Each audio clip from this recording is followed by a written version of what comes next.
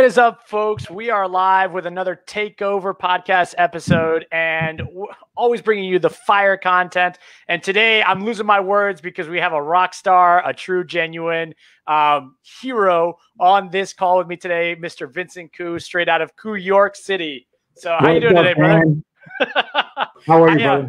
Good, man. So if people don't know, this man, we've redubbed New York. It is no longer New York. It is Koo York, because this is the man. And it's funny because I've spoken so much about you when it comes to how you run the city, how you run your team, and how things have kind of changed with everything that's gone on, even just the last few years with everything, man. You know, a little bit of background. So Vincent Koo had how many offices up there previous? I had 3 offices. So he had three offices with a large brokerage previously. And this is the type of leader that Vincent is he would get up in the mornings and go to the gym at what time? You would go at what time? I would go at 4:30 in the morning. And who went with you to these sessions? We went with a group of agents. Yeah. So people, I can't express enough how much of a true leader Vincent is and how he actually puts his family and his agent and by family, I mean his agents first, right? And so tell us a little bit more about your background from how things were before and to the team model that you've got now. I'm going to let you take the reins a little bit because I'm just like coffeeed out. So. So I'm second generation. I can't take all the credit. Mom and dad started this whole thing 32 years ago. They opened up a brokerage, and I came into the business about 20 years ago. Okay. So, we went from, I would say a boutique office, maybe, right? A small little independent office. And we decided to go with a franchise. Shopped around, found a good franchise to go with, twisted mom's arm and said, this is where we have to go. This is where we have to be. I thought that's where the industry was going, right? We need the systems, we need the tools, we need everything that a franchise had set up. And that might have been the right way to go. But up until about, what is it, like 14 months now? We recently made a move outside of, the franchise model, and things have been incredible. And I think that's the shift industry wide, right? So it's not just something that we're doing alone. I'm seeing what's happening out there. You're seeing what's happening out there. And it's really a movement. I tell you, for a longest time, I did think about wanting to become a broker, right? I thought about it because I was like, I want to control things. I want to be in charge. I want to be broker of record, right? And then I actually started looking at it a little bit more in depth. And I was like, wait a second, by all definitions, a broker is just a legal function, right? They're the ones that have all the overhead and the liability, and they might make it or they might not, right? I mean, there's a saying out there, brokers are the brokest, and it's crazy to think that either you're either feeding the beast and you're making it and making a decent living, but some of these brokers, I've even seen them running teams of their own inside their brokerage. And I started thinking about that. I was like, why would a broker also run a team? I was like, that doesn't make any sense to me. Yeah. Right. Because they have to feed the beast. You said something really important, right? In the beginning, it's not about the beast. Right? Because you're building up everybody, every single agent that comes on, it's a win, but then you're adding resources, right? The bigger you get, the more resources you have to add, the more square footage you have to add. And then the brokerage becomes the beast. Yeah. And it's all about feeding that beast.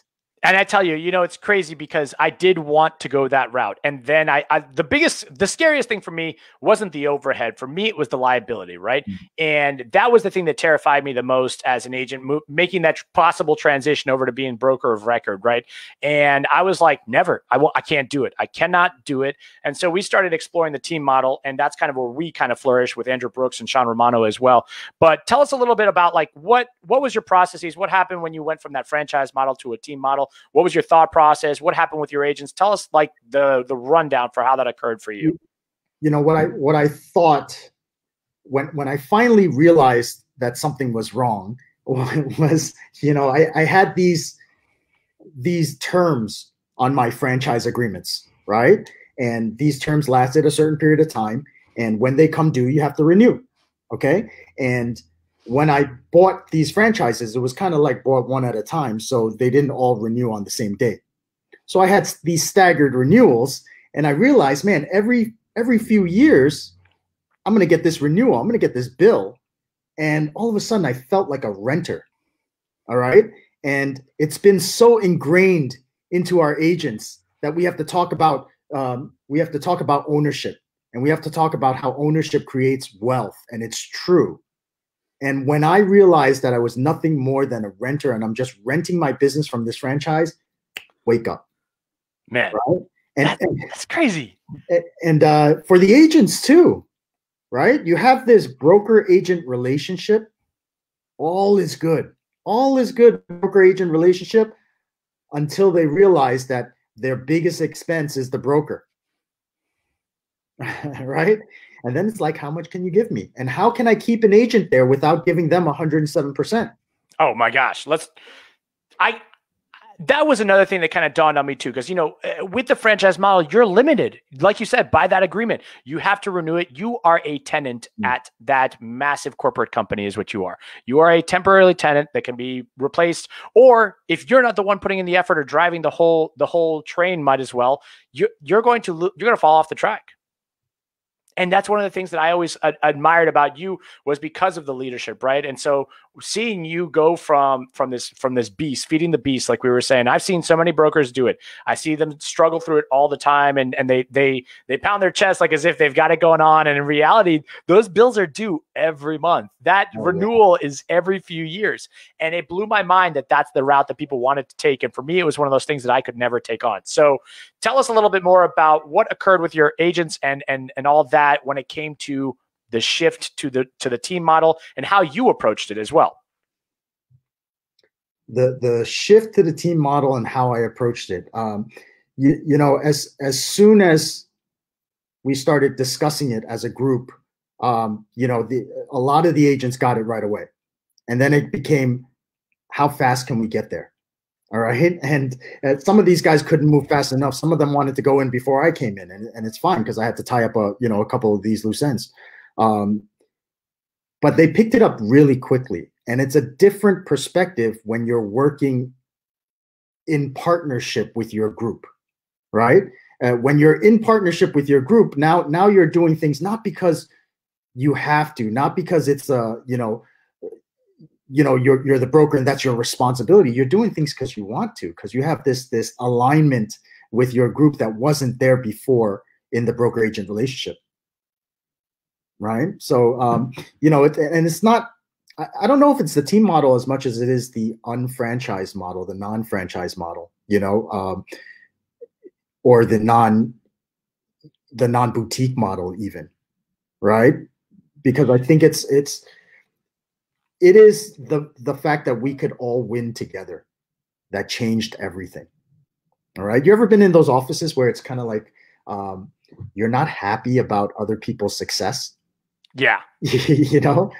Or you could be in a franchise where everybody's under the same umbrella, but you see one of these franchises are killing it.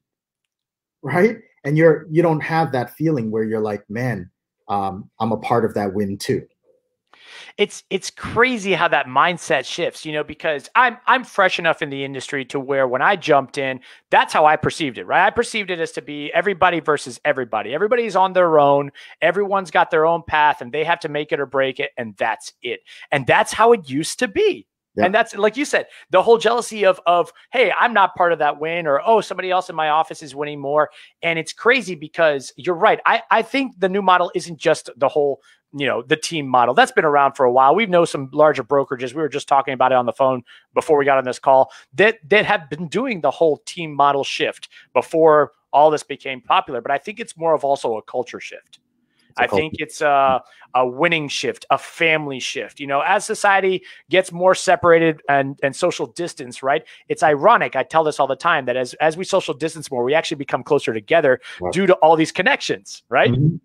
And it's, I think that all agents want pretty much the same thing now. Maybe what they wanted a few years ago was different, but I think now everybody wants, whether they're part of a team, they're individual, they're a brokerage, they want access, right? I think they want access to leadership. They want access to information. They don't want to believe that it's behind a firewall, right? You want to be able to get it, and then you want instant gratification. That's the access and the instant gratification is exactly the definition of where things are going. You know, we're looking at, and it's not just on the agent broker side or the associate broker side or the broker of record side. We're talking about this with our clients too, right? I mean, the ease of access for everything. Zillow's changed everything. It'll never go back the same. But I also think that the future on the corporate or on the working side of things, on working in real estate, that will also never go back the same. You know, they used to have this theory where, you know, if you outlearned the broker that you were at, why did you need them anymore, right? If you learned past a certain point, and that's where the curtains and the veils would drop, right? Brokers would only teach their agents so much because they were like, well, if they know more than me or they learn this much, you know, what do they need me for? And I think that that's really where the industry, at least on the agent broker, associate broker side of things, is going, because if you're not being able to provide enough for your agents, like, I don't know everything, but that's what I got you for. I've got Gil for. I've got Carlos for, right? I've got a lot of mentors all across the country that I can just reach out to in a heartbeat and be like, hey, I don't have the answer for this. How do I get there? Where do I go from here, right? I don't even know if you remember this, Dan, but the first time we connected, it was, I think you put out a post and I reached out to you. I think it was on Facebook Messenger. And I was like, tell me more about that. Yeah. You know, and I was driving when I sent that message, believe it or not. Yeah. You know, I might've been at a light. So I sent out that message and you were like, let's hop on a phone call. And you didn't even have my phone number. No, right? I didn't. So it was like, you know, through Messenger, voice or something like that. Right. You called me. I was in the car. My wife's sitting next to me and you just spent like 20 minutes on the phone with me. Like, here's how I break it down. Here's how I did what I did. And I'll teach you how to do it. And I was like, wow, that is access. And that is instant gratification right there.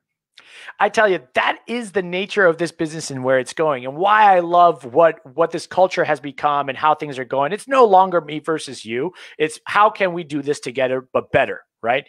And you're right. The tools was another thing that I was terrified of moving to that broker relationship, even a team lead relationship, because I would have had to provide a CRM. I would have had to provide leads and do all this training. And I was like, you know, I looked at Andrew Brooks, my business partner, and I was like, man, you know, we both left some industries where we already babysat.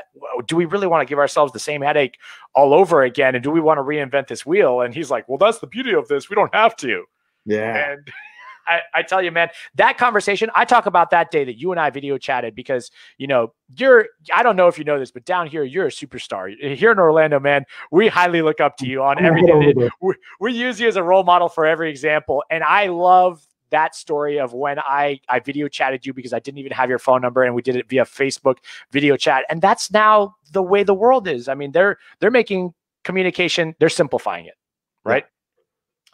So one thing that you mentioned was, like, you said that some of your agents got it, and you said the majority of them did. So the ones that didn't, you know, what kind of went through their hearts? What kind of went through their minds? Because we kind of ran into a similar situation with some of our agents too, when they didn't get it at the beginning, and then they saw it tenfold afterwards. Yeah. So, well, a lot of the times, this particular time, it wasn't their fault. Okay. You know, it was the transition. I think there was a little bit of fear with the group or the company that we were leaving, and they kind of forced the decision on us very quickly. Okay, so a lot of these guys didn't even hear about it, and believe it or not, the company that we were with was not the company that we were going to was not set up in our location. Oh yeah. So I didn't have the runway that I needed to make sure everybody was comfortable and everybody moved, and it was very frustrating, unfortunately. So it was a tough time, but a small group came with us, and we've grown that group tremendously because of this, you know, instant access, because of this instant gratification, because of this everybody wins mentality. And what we're finding is the people that we left behind, or the people that didn't follow us, now they're saying, hey, you know, what are these guys up to? You know, now that they've got a year under their belt, let's find out what they really think. Right? Before it was all hype and we didn't have any proof. Now we do. Okay. And we're open to sharing it. So one of my questions is this, you know, you guys obviously didn't have everything perfectly set up, and that was kind of scary. But one of the things that I always looked at was growth, right? And because obviously, when the friction really meets is when you grow the most. But let's talk about how quickly your team now has grown versus how you grew beforehand, right? Because obviously, as the broker of record, you were in charge of recruiting. I mean, let's talk about the nuances of that, because most people don't understand that what they're doing is behind the scenes. People don't see that the broker, as much as they're supposed to train and educate and mentor, they don't make the money unless they're recruiting agents or associate brokers and bringing them in. So let's talk about like previous growth versus explosive growth, because that's the truth of it, because we didn't see it either. We didn't see it coming and hit us like a train. So let's talk about the differences there. Yeah, it's not only recruiting, right? It's retention, it's motivation, it's training, it's accountability, it's coaching, and recruiting is definitely a big part of it. But on top of all those things that we're responsible to do as a leader, we also have to be the administrator, the bookkeeper, the accountant, the janitor, the locksmith, the loan shark, the therapist. We have to wear all of those hats, and it's hard to be able to focus on one thing. In fact, I've told this before, but there was a year where I said, you know what, let's focus on recruiting, because that's what they say. It's, that solves all the problems, right? And we went and we hit it. We pushed it. I got the managers behind me. I got the agents behind me. I got the staff behind me. I said, let's go out there and let's do it. And we brought in, it was 189 people in a year, 189 agents. That's pretty good. That's not bad, right? And what I realized was, in doing that, you kind of, you kind of let go a little bit on the reins of the motivation, the retention, the accountability, the training, and all of those things. And you have to do all of them in order for the organization to succeed and thrive. So I learned a hard lesson that year, right? 189, the effort, the energy, the money, the time that it took to get all those people in. I think the net growth was 65. Yeah. And that's rough. It was a tough lesson. And it wasn't because we didn't have the resources, the tools, or anything like that. It was just that our focus was one dimensional. Right. And now we get to diversify it because we have staff set up in all of these different areas that could assist us with it. Right. I love the system that we now are very fortunate to be a part of, right? So it's a plug and play system. And I love the fact that exactly what you just said. Before, you were even the janitor, the key holder, the loan shark, the therapist. We're still therapists. I know that you and I are still therapists at the end of the day. But it's funny because a lot of the stress was alleviated from us by being able to do the team model, right? By not having to hire the admins or worry about if the admins were doing their jobs or what kind of systems and processes were in place. So let's talk about your growth after the fact, right? So you did 189, but your retention was 65. Let's talk about last 3-4 months. Let's talk about what you've seen when it comes to the growth recently compared to previous years. I've got to bring it back a little bit because the mentality was this. The mentality was grow a market and then open up another one. Okay. And grow another market. And every single time that happened, we had to get into our pocket and put out a good amount of money. And there was a lot of capital risk involved. And then when we did that, we were still limited by that marketplace, right? We were limited by that MLS. So what I'm able to do now is growth without limitations, right? I'm able to go outside of my market area. I'm able to build teams in different states. I just expanded out to, Corpus Christi, Texas yesterday. It's so exciting. And I brought on, an incredible team, and I'm not licensed there, and I don't have an office there, and I didn't spend any money out there. But I've got a team that's out there doing 100 deals a year. That's crazy. That came aboard, right? I didn't have that before. All I had was my little market area, and I was in competition with the franchise next door. Yep. Okay? That was under the same umbrella, that was wearing the same colors as me. That's tough, man. Fighting against yourself the whole way through. That's, I can't imagine because fortunately, like I said, it's only been 2.5 years for me. So I'm still enjoying everything. But it's funny because now I see you enjoying it again with the simplicity of Mm. that. I mean, the whole fact that you didn't have to spend a ton of money, like you said, you didn't have to drop a ton of money. You didn't have to restart the system, get the engine going again in that area. One more headache to watch. Like, just seeing the simplicity of that is really kind of like it pays for itself, because those therapy sessions that we all have. Yeah. You know what the other thing is, Dan? When you talk about the growth and what we were dealing with before versus what we currently have now, the growth was one by one before. It was one agent at a time, and it took a lot of effort. Bring them in, interview them, interview them a few times, calls, follow-ups, this and that, sign them up. Now it is growth by multiplication. Mm-hmm. All right. I mean, you still have the individual agent coming in, here or there, but you also have the teams. You also have the brokerages that decided to partner up and merge and share resources, because it doesn't make sense for everybody to have their own copy machine and everybody to, have their own transaction coordinator and all that stuff. Why not share all those things? Yeah. It's funny because you mentioned something and it dawned on me. It's really just compounding growth, right?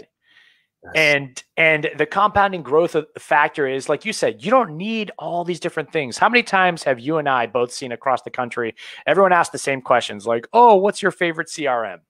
Mm-hmm.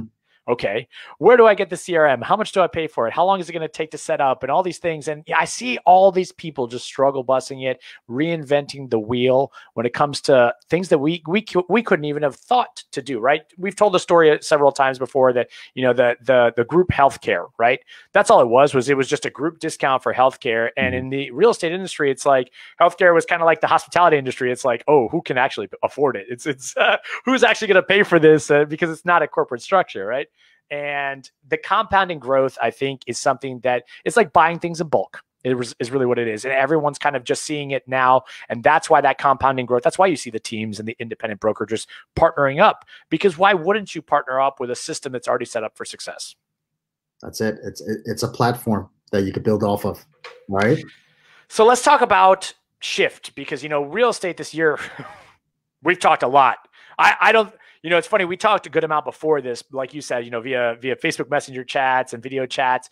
Let's talk about what has occurred across the country, because here in Orlando, we didn't see what you saw up in New York. So tell us about the struggle through what occurred there, and in whatever format you want, short format, long format. What occurred this year for you guys, and how did you overcome a lot of the obstacles and hurdles that you guys ran into? It happened everywhere. For I guess if you say it's different down in Florida than it was in New York, maybe it's true. I mean, what we experienced here was a lockdown that lasted for about 4 months. Okay, and what was nice about it, there's good things and bad things, right? So the showing stopped. That hurt.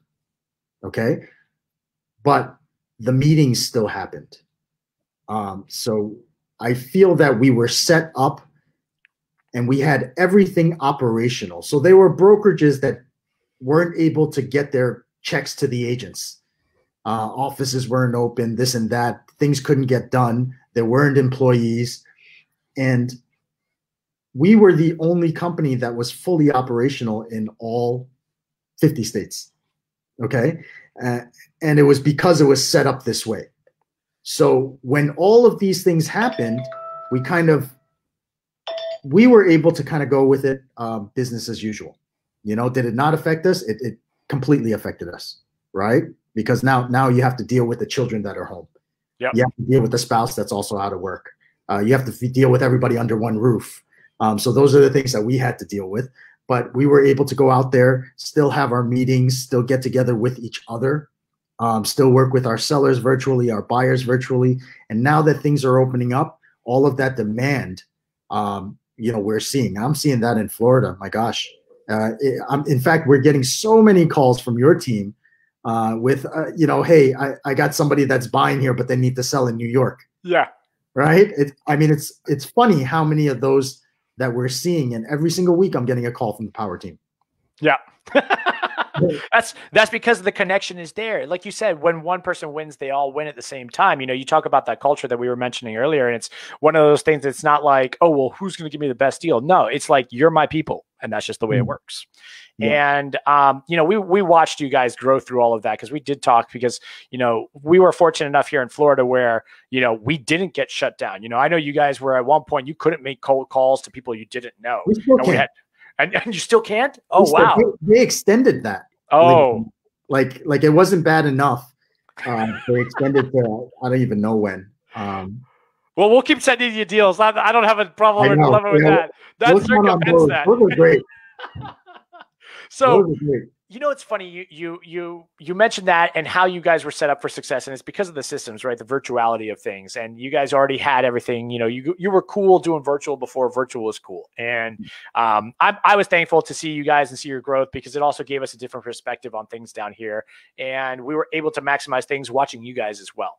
And Gary, I know he was killing it. I know he still is, with all these trainings and stuff like that, and that was a lot of fun seeing that, because it was also motivating to us. I was like, well, they're doing this, so we got to do something similar. We got to grow this too. And it was a lot of fun. But let's fast forward. And I know none of us have a crystal ball, so don't take what we say next for fact, right? We're just having some opinions here, and we're having some fun. But what is your theory of what's going to look like in the real estate industry on any side in the next 6 to 12 months? What do you foresee? What are you seeing right now that might lead to that? Or what's your take on it? 6 to 12 months after the loan money from the government runs dry, and some of these small brokerages have to go back to operating the way they used to. People are still not comfortable getting back into the office. I mean, we just had a meeting today where I think we had maybe about close to 60 people virtually, and we did a listing role play. And we don't have a facility that could handle that right now. And we were able to do that virtually, bring everybody together wherever they were at, whether they were in their cars or whether they were in their home offices or in their physical offices. We were able to make that happen. When that loan money runs dry, I'm curious to see how things are going to fall. I really feel that there's going to be more conversations about alignment mergers, and it used to be acquisitions, right? It used to be like, oh, you want to buy my company? Like, let's talk. Yeah. Now it's not like that. It's like, let's partner.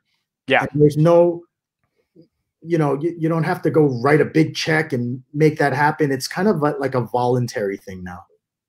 It's crazy, because that used to be a thing, and that is becoming quickly a thing of the past. And I'm seeing some of these corporate giants, where they used to offer, I've seen offers of upwards of $100K just for agents and their teams. And those same giants are now offering, pennies on the dollar for what they used to offer now, because like you said, when that loan money runs out, yeah. It just depends on how your books have looked for the last 7 months across the country. And a lot of people, their checkbooks are getting thinner. And you're right. It's more about partnering up and alignment when it comes to the future of things. I definitely agree with you with the virtuality. I don't think things are going to go back to the norm, right? There's no way. Even Facebook has already made adjustments across their entire platform. They're going to be launching Horizon, which is their virtual world. They are coming up with their own virtual world as well, which is pretty crazy. And I definitely think that that's kind of going to change the landscape of things, right? And especially when it comes to it. But I'm thankful that we've partnered up with you guys as well. I know that you guys have been a blessing to us all across the board when it comes to business partnerships and relationships. I mean, heck, when the times that you've called me up and you're like, hey, is this what zip code do you service? Is this one of them? And I'm like, yeah, that's 10 minutes from my house. Like, dude, I tell people all the time, build a referral network, build a partnership with people across the country, because I specifically speak about you guys and how I double-sided that deal. And Maria ended up getting a nice check from all of it. And it was the smoothest thing on the planet. We got it done in less than 50 days. And we even had to replace the AC. I don't know if she ever told you that, but we had to replace the AC on that house, because when the seller got it back from the tenant, the AC was dead, completely dead. I mean, we brought our guys in there and they were like, oh, you got to replace the whole unit. And no idea. We had no idea, and and we didn't have to know. But it worked. And, that's what I tell people all the time, especially when it comes to newer agents. I tell them, you guys got to build these partnerships and these relationships. This isn't a transaction-based career. This is a relationship-based career. And when you guys partner up and align with the right people, you'll never go hungry. I'm telling you right now. And so, before we get off, I always like to end these calls with one piece of advice you could give somebody that might be either struggling through their business or might just be jumping into real estate. What's one thing or maybe two things that come to mind that you could suggest to them to kind of get them to amplify their business or grow their business really quickly in the next 60 days? I read something recently that stuck. It goes, there's no failures in life, only results. Right. And if success is a result of good judgments, and good judgments are a result of experience, and experience is usually a result of bad judgments. Right. So your success is kind of a progression, and it follows, your experiences, your good judgments, and your bad judgments. Yeah. It's funny because Bobby says something very similar here, and he says there's no losses in life, just lessons learned. And you're right. And a lot of people I think the way I take that is also that people need to get over the hump of that fear, right? They need to just actually start executing, because that's where you're going to make those mistakes that make you a better agent, a better broker, a better husband, a better father, a better brother, a better everything in life. My perspective has completely changed in this industry, and I don't think the growth that I've had in the last 2.5 years would have happened without real estate. Right. And I'm thankful for it. Even my wife says it all the time. She's like, you're a completely different person than when you used to be. And I said, I'm fortunate enough to know people like Vincent Koo, like Gil Ramos, like Carlos Durman, like Bobby J. And the list goes on. You are the epitome of the people that you surround yourself with. And I'm thankful that it's you guys, because I would not be the person that I am or where I'm at today without you guys. And that's it's the truth. And I hope that everybody out here really enjoyed this. If you guys ever have any questions, or you're ever in New York, or you've got real estate stuff, hit up my boy, my brother, my family, Vincent Koo. This man has a heart of gold. He really, truly does. And it's easy. These things just roll off the tongue for me when I'm speaking about you, because it's just how you are. And I know I'm going to be seeing you soon, because we've got some mastermind events coming up. We're going to see each other. I'm going to go to November. All right. Yep. Yeah, you're coming here to Orlando in November, and then we're going to Cabo in February. So I'm really pumped about that, man. Awesome. Well, thank you for being on the call. Folks, make sure you follow us on the Takeover Podcast. We're on everything: Apple Podcasts, Google Podcasts, iHeartRadio, you name it. Vincent Koo, thank you again, and we'll see you guys on the next episode of the Takeover. Take care. Take care.